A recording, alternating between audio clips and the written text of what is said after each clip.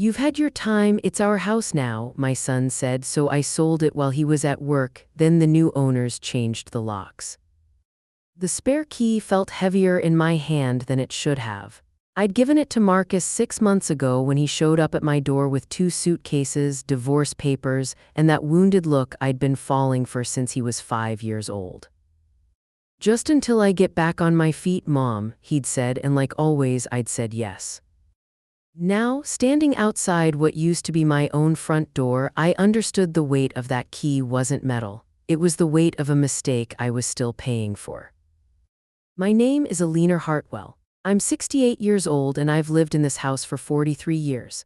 My late husband David and I bought it in 1981 for $47,000. We painted every room ourselves, planted the maple tree that now shades the entire front yard, and raised Marcus within these walls. David died 4 years ago, and I thought I'd live here until I joined him. I was wrong. The first sign something had changed was the new doormat, not the faded welcome mat I'd had for 15 years, but a sleek black one that read the Hendersons. Henderson was Marcus's ex-wife's maiden name, but she was long gone. When I asked him about it, he shrugged. "Thought we needed something more modern, Mom. This place needs updating." The second sign was the paint.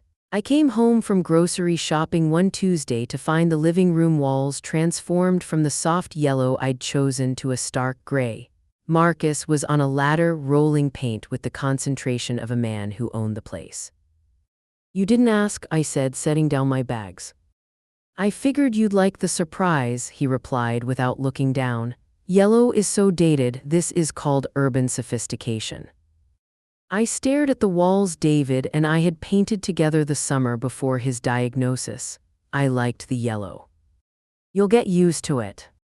But the third sign, the one that should have sent me running to a lawyer that very day, was the woman in my kitchen the next morning. She was maybe 30, blonde, wearing one of my aprons over a silk pajama set that probably cost more than my monthly Social Security check. She was making coffee in my machine using my mugs, humming like she'd been doing it for years. "You must be Alina," she said when she saw me, not Mrs. Hartwell, not Marcus's mother. "Alina, like we were college roommates. I'm Brittany. Marcus has told me so much about you." Marcus appeared behind her, kissed her cheek, and poured himself coffee from my pot. "Mom, Brittany's going to be staying with us for a while. Her lease ended, and with housing prices being what they are." "Us," I repeated. "Well, we're all adults here," he said. "The house is plenty big enough." That afternoon, I found them rearranging the furniture in the living room. My grandmother's china cabinet was pushed against the wall, my reading chair relocated to the corner where it caught no light. The couch David and I had saved months to buy was gone entirely. "Where's my couch?" I asked. "It was falling apart, Mom," Marcus said. "Brittany found this great sectional online, much more comfortable." "But where's my couch?" "Goodwill picked it up this morning." I stood there watching Brittany arrange throw pillows on furniture I'd never seen before in a room that no longer felt like mine. The walls were gray, the couch was gone, and my son was explaining to me why this was all for the best. That night, I heard them laughing in what used to be David's office. Through the thin walls, I caught fragments of their conversation. "She'll come around, getting older, you know how they get, probably better for her anyway." The next morning, I came downstairs to find new locks on the front door. "Security upgrade," Marcus explained, handing me a single key. "There have been break-ins in the neighborhood." There hadn't been break-ins in the neighborhood. I'd lived here 43 years. I knew every family, every dog, every creaky gate, but I took the key anyway because what choice did I have? Over the following weeks, the changes came faster. New curtains, new dishes. A smart TV mounted where David's bookshelf used to be. Each morning brought some fresh alteration, some subtle erasure of the life I'd built in this house. But it was the refrigerator that broke something inside me. I opened it one morning to find my weekly groceries gone. The leftovers I'd planned for lunch, the yogurt I ate for breakfast, the milk I needed for my coffee all replaced with organic vegetables I couldn't pronounce in kombucha bottles that cost more than my entire grocery budget. "We're doing a cleanse," Brittany explained when I asked. "The stuff you eat isn't really food, Alina, it's just chemicals and preservatives." "That stuff is what I bought with my money," I said. "Oh, don't worry about money," Marcus chimed in. "We'll handle the shopping from now on, you shouldn't have to worry about things like that." "I don't mind worrying about things like that. I've been worrying about things like that for 68 years. "Mom," Marcus said, and his voice carried that patient tone people use with difficult children, "you've had your time running this house, let us take care of things now." I stared at my son who I'd nursed through pneumonia and homework tears and heartbreak, my son who'd cried at his father's funeral and told me I was the strongest person he knew, my son who was now telling me I'd had my time. "This is my house, Marcus. It's our house now, Mom, we're family and family shares." But we weren't sharing, they were taking. Every day, a piece of my life disappeared. The family photos in the hallway replaced with abstract art that looked like accidents. The quilts my mother had made, donated because they were too country. The kitchen table where David and I had eaten breakfast for 20 years sold because it wasn't open concept enough. I was disappearing inside my own home, becoming a ghost in rooms that had once been filled with my life. The morning I found the real estate magazine on the counter was the morning everything changed. The magazine was open to a page titled "Downsizing Seniors, Making the Right Choice for Your Loved One." Several sentences were highlighted in yellow marker. I recognized Marcus's handwriting in the margins. "Mom would be happier somewhere more manageable and house too big for one person."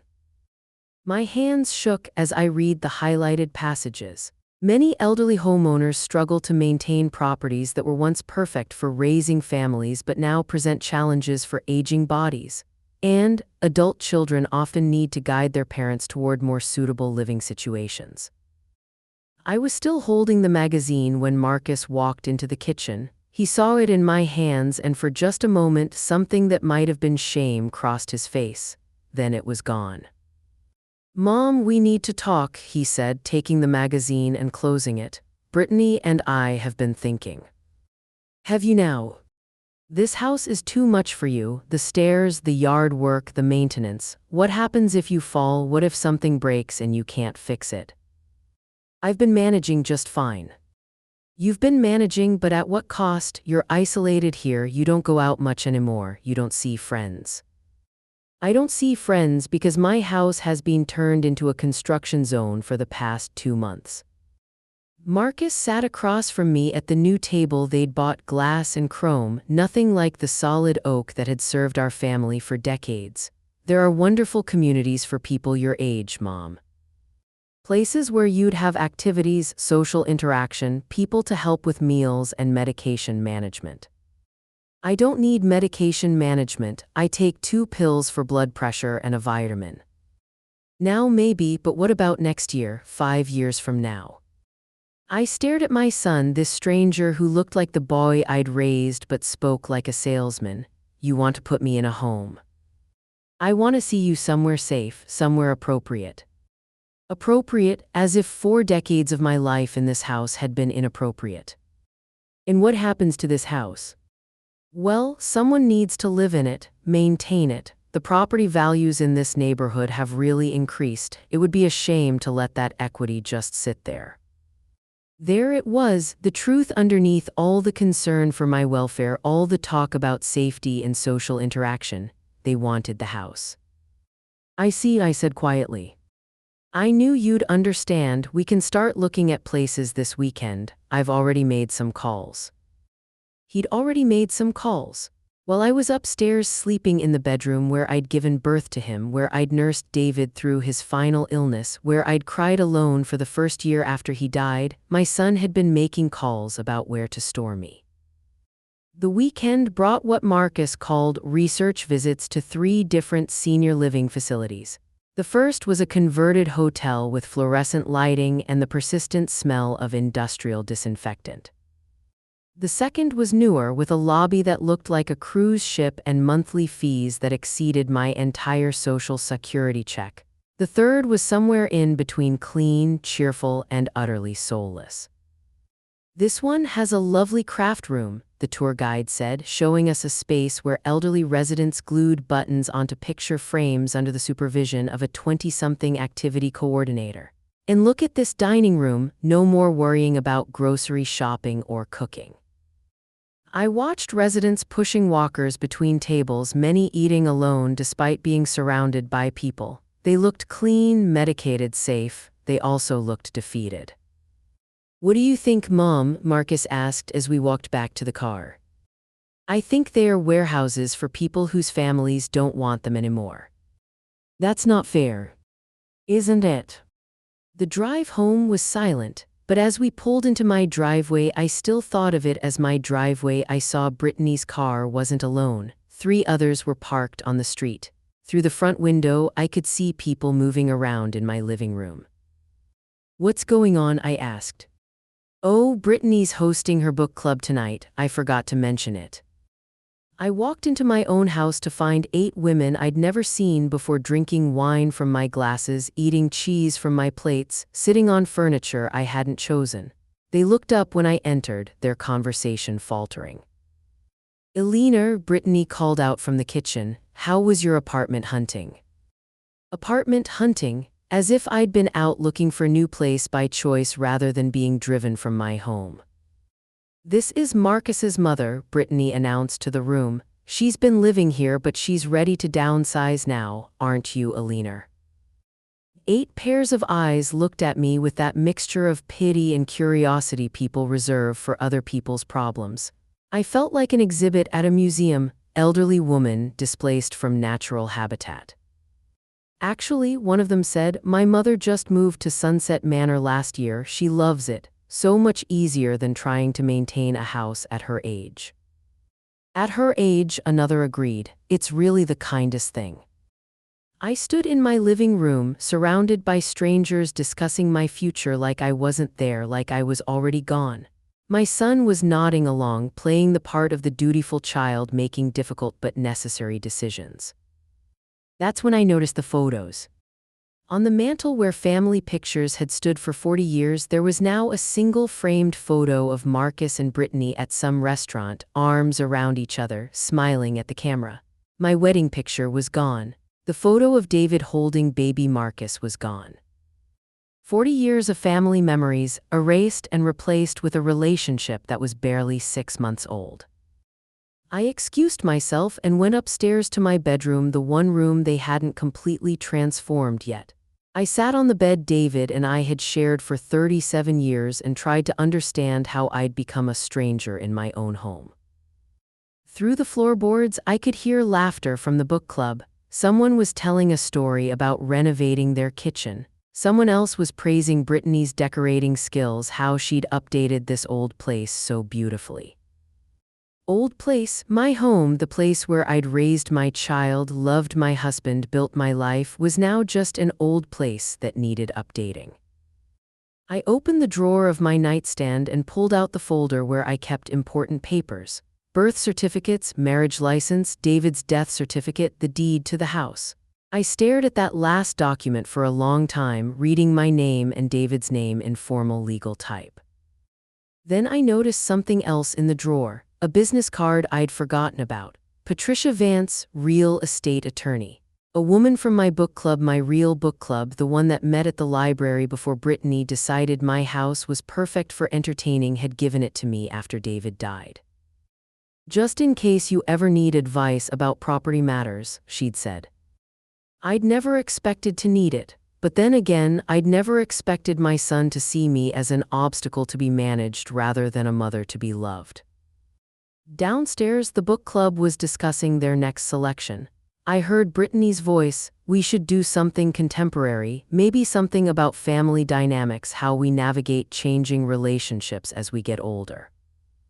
I almost laughed. She was living in my house, sleeping with my son, planning my exile, and she wanted to read about family dynamics. I put Patricia Vance's business card in my pocket and made a decision that would change everything. Patricia Vance had silver hair, kind eyes, and the firm handshake of someone who'd spent 30 years fighting other people's battles. Her office was in a converted Victorian house downtown with actual books on the shelves instead of the fake leather-bound sets that decorated Marcus's new living room. "Tell me what's happening," she said, pouring tea from a china service that reminded me of my grandmother's, the one that was now pushed against the wall in my own home. I told her everything. The gradual takeover, the furniture replaced, the locks changed, the talk of senior living facilities. I told her about the real estate magazine with its highlighted passages and Marcus's margin notes. I told her about becoming a stranger in the house where I'd lived for 43 years. Patricia listened without interrupting, occasionally making notes on a yellow legal pad. When I finished, she set down her pen and looked at me directly. "Eleanor, whose name is on the deed to your house?" "Mine and David's, but David's been gone 4 years. So now it's just yours?" "Yes." "And you haven't signed anything transferring ownership or giving anyone power of attorney?" "No, nothing like that." Patricia leaned back in her chair. "Then your son has no legal right to make decisions about your property, none whatsoever." "But he's been acting like he owns the place." "I know, I see this more often than you'd think. Adult children who assume they're entitled to their parents' assets while their parents are still alive and competent." Am I competent? The question came out smaller than I'd intended. Patricia smiled. "You just told me a coherent, detailed account of a complex situation. You sought legal advice when you recognized a problem. You're asking the right questions. Eleanor, you're more competent than half the people who walk through my door." For the first time in months, I felt like myself again. Not the confused old woman Marcus and Brittany were treating me as, but Eleanor Hartwell, who'd raised a child, nursed a dying husband, and managed a household for 68 years. "What are my options?" I asked. "Several. First, you could simply tell them to leave. It's your house." I tried that. Marcus just talks over me, explains why I'm being unreasonable. Then we escalate. We can send a formal notice requiring them to vacate the premises. If they refuse, we pursue eviction proceedings. "Evict my own son?"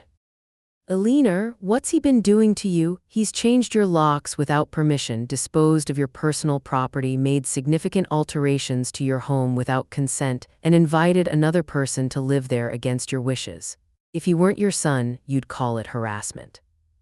She was right, but knowing she was right and feeling ready to act on it were different things. "There is another option," Patricia said. "What's the current value of your property?" "I'm not sure. We bought it for $47,000 in 1981. Patricia pulled out her laptop and typed in my address. After a moment, she turned the screen toward me. "According to recent sales in your neighborhood, comparable properties are selling for between $2.5 and $3.2 million. I stared at the number. That can't be right. "Your neighborhood has been heavily gentrified in the last 5 years. Tech workers, young professionals, investors. A 4-bedroom house with original hardwood floors and a large lot. You're sitting on a gold mine, Eleanor." $3 million. David and I had worried about making our $400 monthly mortgage payments, and now our little house was worth $3 million. "Marcus knows this," I said slowly. "That's why he wants me in a senior facility. He's not worried about my safety. He wants my house." "It's possible. Do you have any evidence of his financial situation, credit problems, debts, anything like that?" I thought about the divorce, the 2 suitcases, his ex-wife's refusal to take him back. He mentioned something about child support payments, and his ex-wife got the condo in the divorce. Patricia made another note. "I'd like to investigate further. With your permission, I can look into his financial history, see if he's taken any steps toward claiming ownership of your property." "How would he do that?" "Forged documents, fraudulent power of attorney papers, claims that you're incompetent and he needs to manage your affairs. I've seen it all, Eleanor." The thought made me sick, but I needed to know. "Do it," I said. 3 days later, Patricia called and asked me to come back to her office. When I arrived, her desk was covered with papers. "Eleanor, sit down. What I found is going to upset you." She showed me documents I'd never seen before, applications for credit cards in my name, a loan application using my house as collateral. Most disturbing of all, a petition for guardianship that had been filed but never served, claiming I was suffering from dementia and unable to manage my own affairs. "He was building a case," Patricia explained. "If these guardianship papers had gone through, Marcus would have had legal control over all your assets, your house, your savings, everything." "But I don't have dementia." He was counting on no one challenging his claims. "Elderly person living alone maybe seems a bit confused to neighbors who don't know you well. It's easier than you'd think." I stared at the forged signatures, my own name written in handwriting that wasn't quite mine. He was stealing from me. Attempted theft, financial elder abuse, document fraud. "Eleanor, your son was committing multiple felonies."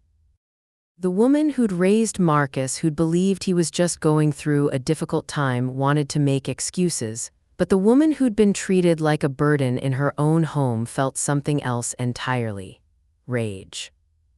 "What can we do?" "We can report him to the authorities, we can sue him for damages, we can have him arrested."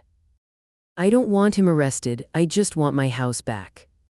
Patricia nodded. "There's another way. You could sell the house." "Sell it?" "Think about it. The house is worth nearly $3 million.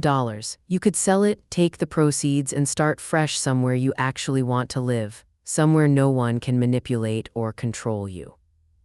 "But it's my home." "Is it? When's the last time it felt like home?"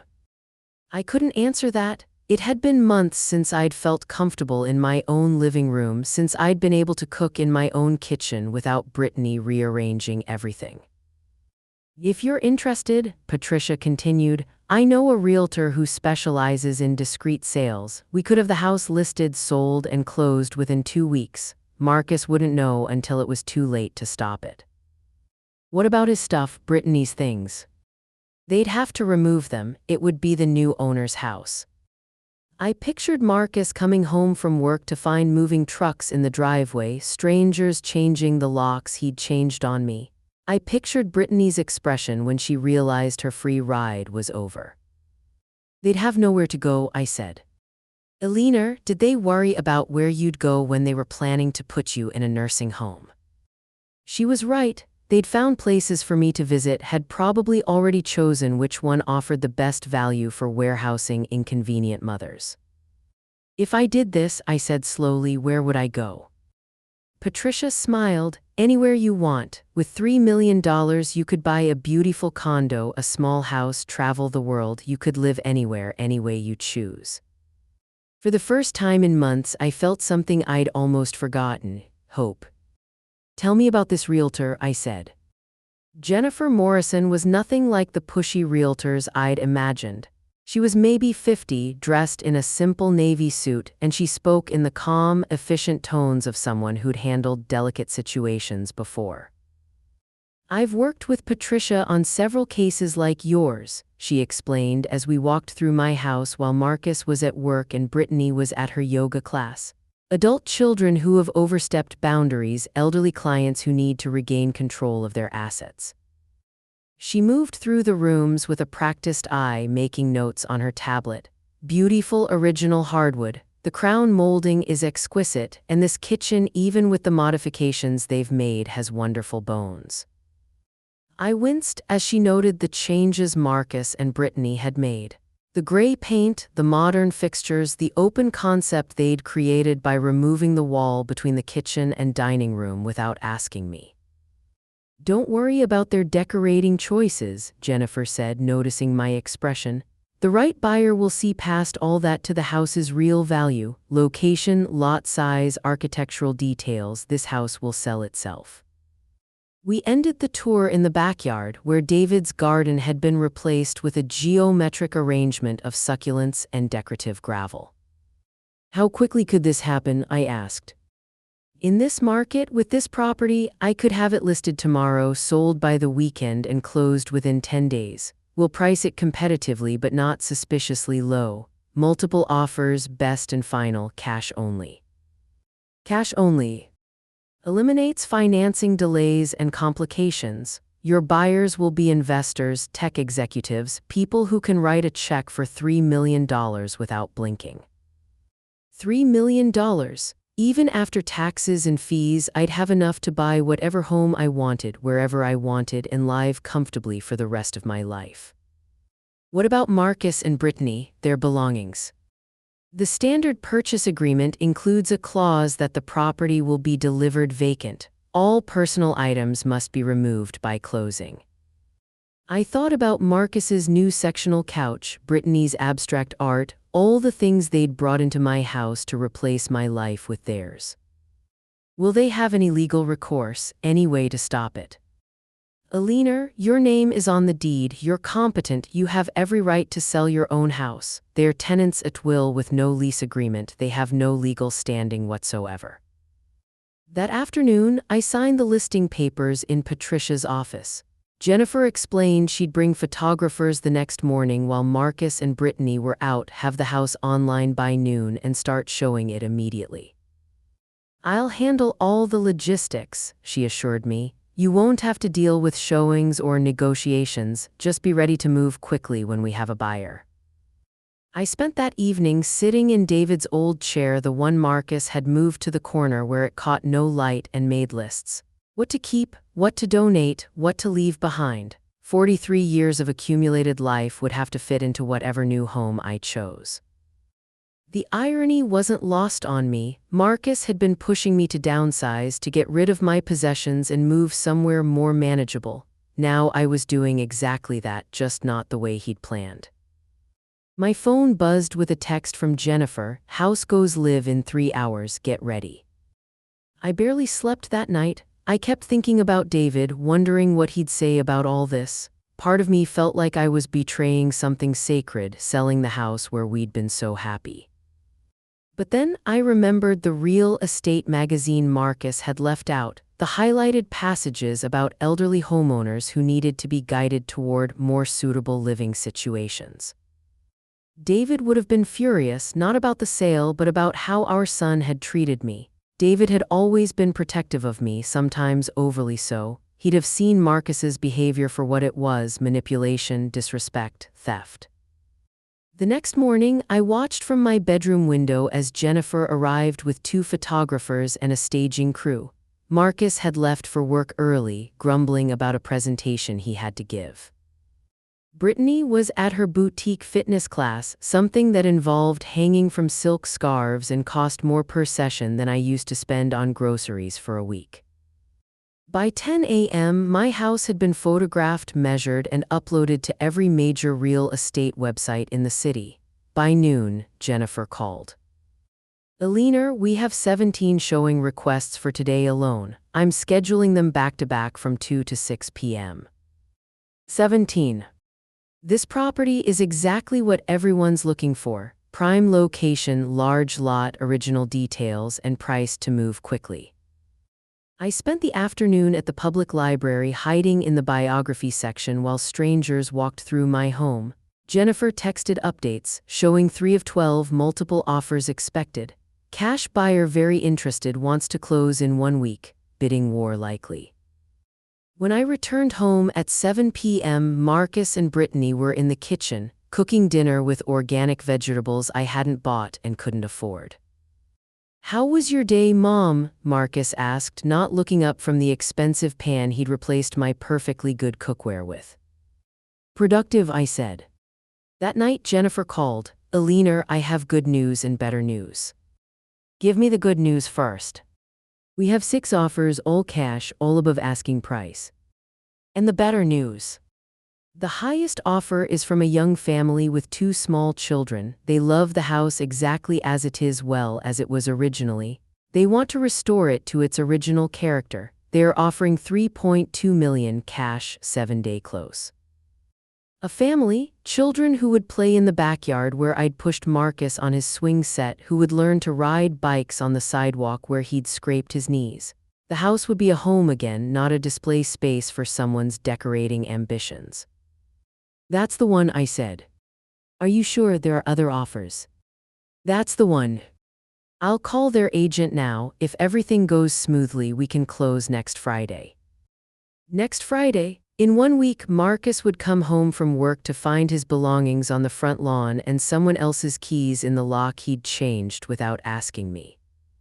The poetic justice was so perfect, I almost felt guilty about it. Almost. The week passed like a dream. While Marcus went to work and Brittany attended her various classes and appointments, I quietly packed my essentials into boxes and moved them to a storage unit across town.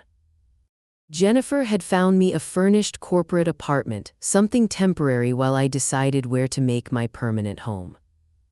I took only what mattered: family photos, David's books, my mother's dishes, letters and documents that traced the real story of my life. Everything else, the furniture they'd replaced, the decorations they'd chosen, the life they'd tried to build in my space, I left for them to deal with. The closing was scheduled for Friday at 2 p.m. Marcus had mentioned he had meetings all afternoon and wouldn't be home until evening. Brittany had a spa appointment followed by dinner with friends. They'd both be gone when the new owners took possession. Jennifer had arranged everything perfectly. The moving truck would arrive at 3 p.m. to collect any remaining items belonging to Marcus and Brittany. A locksmith would change the locks at 4 p.m. By the time either of them returned, the house would legally belong to the Chen family, David and Lisa Chen, both software engineers with twin daughters aged 6. Thursday night, Marcus made dinner reservations at an expensive restaurant downtown. "We should celebrate," he announced. "I got the promotion." "Congratulations," I said, though I wondered how he'd managed a promotion when he'd been spending so much time planning my relocation to a senior facility. "This calls for somewhere special, that new place on 5th Street, the one with the wine pairings." He was practically glowing with self-satisfaction. Brittany found a great dress for the occasion. Of course she had. She'd probably bought it with money they'd saved by eating my groceries and living rent-free in my house. "You two go ahead," I said. "I'm tired." "Come on, Mom, this is a family celebration."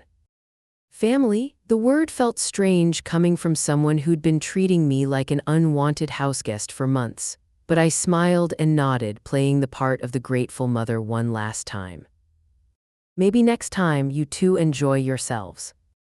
They left Friday morning in high spirits, Marcus adjusting his tie, Brittany in a new outfit that probably cost more than my monthly utility bill.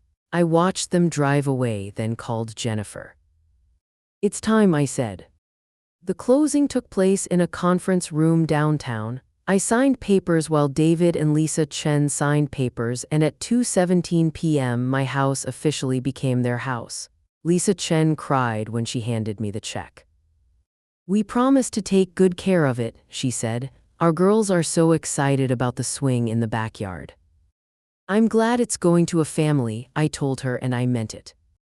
Jennifer drove me back to collect my car, parked 3 blocks away where Marcus wouldn't see it when he came home. At 3:30 p.m., I sat in a coffee shop across the street and watched the moving truck pull into my former driveway. The movers worked efficiently, loading Marcus's sectional couch, Brittany's abstract art, their modern dinette set, and boxes of belongings I'd never wanted in my house anyway. By 4:15, the truck was gone and a locksmith's van had taken its place. At 5:45 p.m., Marcus's car turned the corner. I watched him pull into the driveway and sit for a moment, staring at his belongings stacked neatly on the front lawn. The sectional couch looked absurd outside, its gray fabric already collecting dust. The abstract paintings leaned against the maple tree David and I had planted when Marcus was 5. Marcus got out of his car slowly, like a man walking toward his own execution. He approached the front door, tried his key. It didn't work. He tried again, then started pounding on the door. Mom, what's going on? Why won't my key work?" David Chen opened the door. I was too far away to hear the conversation, but I could see Marcus gesturing wildly, pointing at the furniture, at his car in the driveway. David remained calm, probably explaining that he'd bought the house, that Marcus needed to collect his belongings and leave the property. Marcus pulled out his phone, presumably calling me. My phone buzzed, but I didn't answer. He tried again and again. 20 minutes later, Brittany's car arrived. I watched her take in the scene, the furniture on the lawn, Marcus pacing in the driveway, strangers in the house she'd been treating as her own. She got out of her car like she was moving through water, each step slower than the last. The conversation between them was animated. Brittany kept pointing at the house, her voice carrying across the street, though I couldn't make out words. Marcus had his hands in his hair, the universal gesture of a man whose world was falling apart. At 6:30 p.m., a police car pulled up. Someone had called them, probably the Chens, when Marcus refused to accept that he no longer had any right to be there. I watched two officers approach Marcus and Brittany, who were now sitting on the curb next to their displaced belongings. My phone rang again. This time I answered. "Mom, where are you? What happened to the house? There are strangers living there and the police are telling me I have to move my stuff." His voice was different, not the patient, condescending tone he'd used when explaining why I needed to downsize. This was panic, confusion, the voice of someone whose carefully laid plans had just exploded. "I sold it," I said simply. "You what?" "I sold the house. It belonged to me, so I sold it." "You can't do that. We live there. Our stuff is there." "Your stuff is on the lawn. The new owners were kind enough to have it moved outside instead of thrown away." "Mom, this is insane. You can't just sell a house without telling the people who live there." "Can't I? You were planning to put me in a nursing home without telling me. You changed my locks without telling me. You threw away my furniture without telling me. It seems like not telling people things is a family tradition now." Silence on the other end of the line. Then, "Where are you?" "Somewhere safe." "Mom, we need to talk about this. There has to be a way to fix this." "There is no we anymore, Marcus, and there's nothing to fix. The house is sold. The new owners have taken possession. It's done." "But where are we supposed to go?" I almost laughed. "That's not my problem anymore. You're 35 years old. You'll figure it out." "Mom, please, I know we made some mistakes, but..." "Mistakes? Marcus, you forged documents in my name. You filed guardianship papers claiming I had dementia. You tried to steal my house." Another silence, longer this time. "How did you?" he started, then stopped. "How did I find out? I hired a lawyer. Turns out I'm not as helpless and confused as you thought."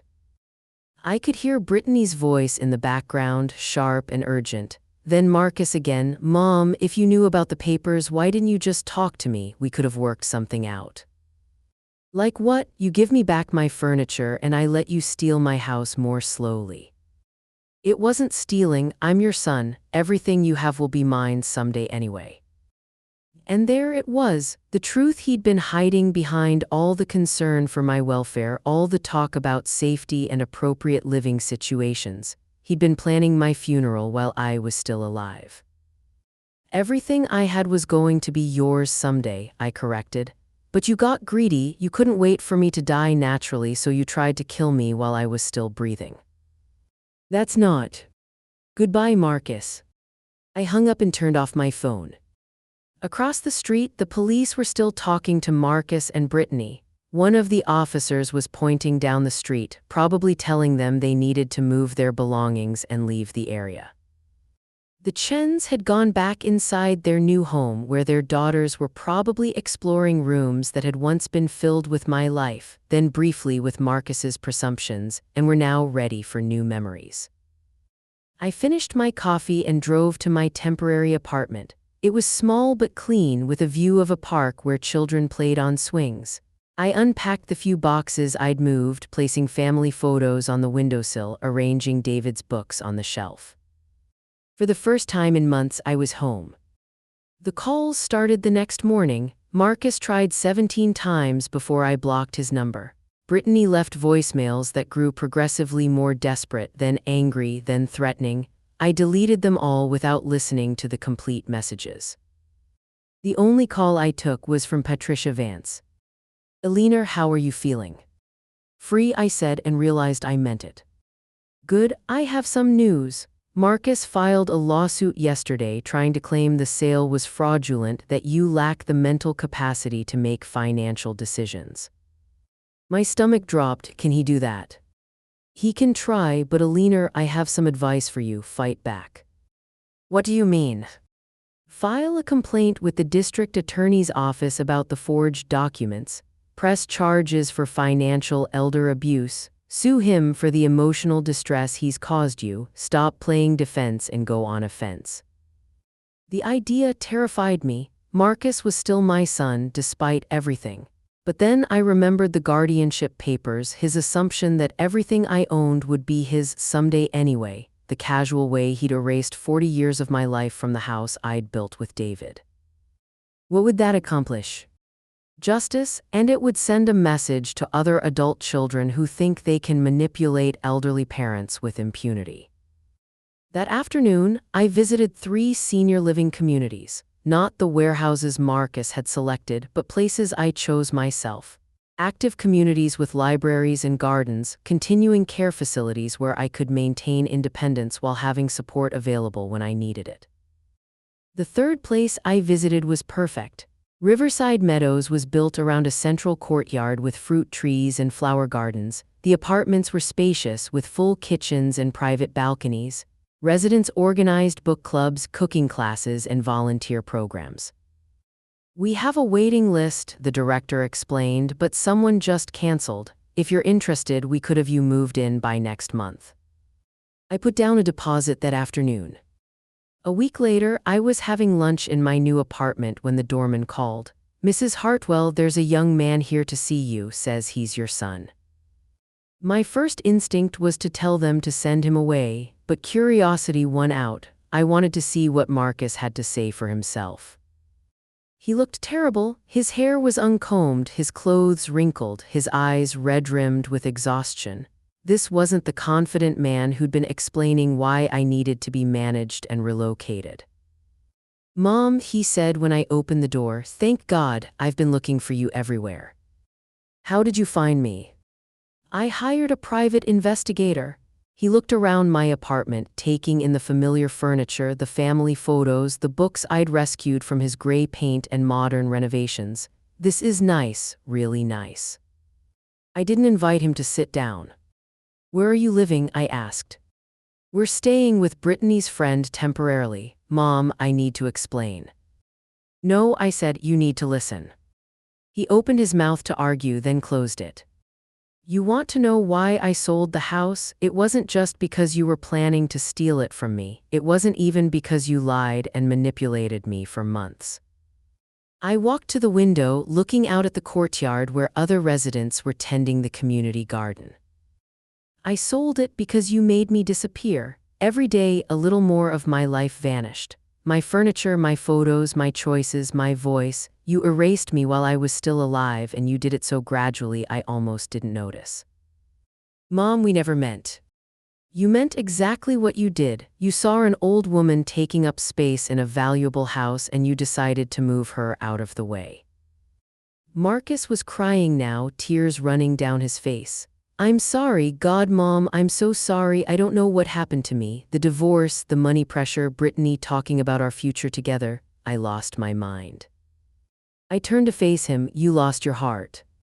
We stood there in silence. Outside, children were playing in the park across the street, their laughter drifting through the open window. Can you forgive me? He asked finally. I'd been thinking about that question for weeks. Forgiveness was complicated when the person who'd hurt you was someone you'd loved unconditionally for 35 years. I don't know, I said honestly. Maybe someday, but Marcus, you need to understand something. Even if I forgive you, things will never be the same between us. He nodded, wiping his eyes with his sleeve. I'm not going to be your backup plan anymore. I'm not going to be the person who bails you out when your poor decisions catch up with you. I'm not going to pretend your behavior was just a mistake you can apologize your way out of. I understand. Do you? Because this isn't just about the house. This is about respect. This is about seeing me as a person instead of an obstacle. Marcus looked around the apartment again, his gaze lingering on the photo of David holding him as a baby, the the picture I'd saved from his redecoration purge. "What about Brittany?" he asked. "What about her?" She left. When she realized the house was really gone, that we'd have to start over, she decided she didn't want to be part of that. I wasn't surprised. Brittany had been attracted to the lifestyle Marcus could provide, not to Marcus himself. When the lifestyle disappeared, so did she. "I'm sorry," I said, and meant it. Not because I'd miss Brittany, but because my son was learning that relationships built on convenience rarely survive inconvenience. "The lawsuit," Marcus said, "I'm dropping it. My lawyer says I don't have a case anyway." "Good. And I want to pay you back for the utilities, the groceries, everything we used while we were living there." I almost smiled. "With what money?" "I'll get a second job, whatever it takes." That was something, at least, an acknowledgement that he owed me something instead of the other way around. "Marcus, I want you to get help, real help. Talk to someone about why you thought it was acceptable to treat your mother the way you did."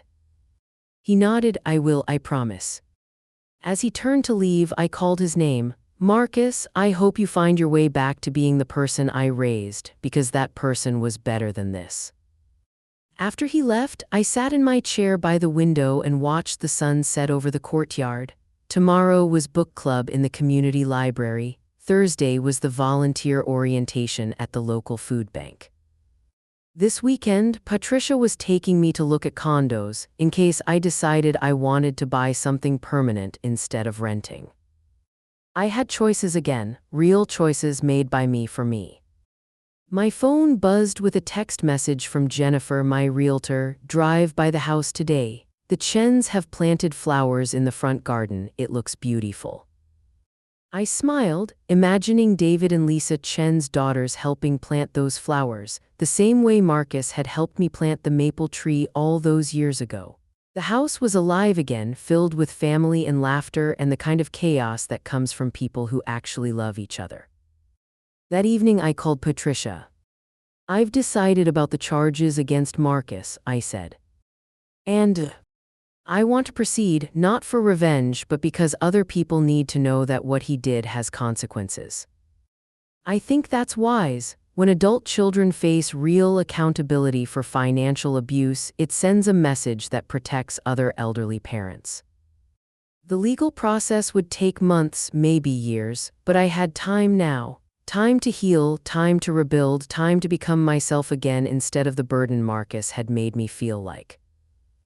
As I prepared for bed in my own space with my own things arranged the way I wanted them, I thought about David. He'd have been proud of me for fighting back, for refusing to be erased. And maybe someday Marcus would be proud of me too, when he grew up enough to understand that strength sometimes looks like an elderly woman selling her house while her son is at work, taking control of her own story before someone else could write her out of it. I was 73 years old, living in a senior community, starting over with a bank account I'd earned and choices I'd made. I'd never felt more alive. If this story touched your heart the way it touched ours, please hit that subscribe button and give us a thumbs up. Your support means everything to us and helps us bring you more stories of courage, justice, and the power of standing up for what's right. Tell us in the comments below, what would you have done in Margaret's situation?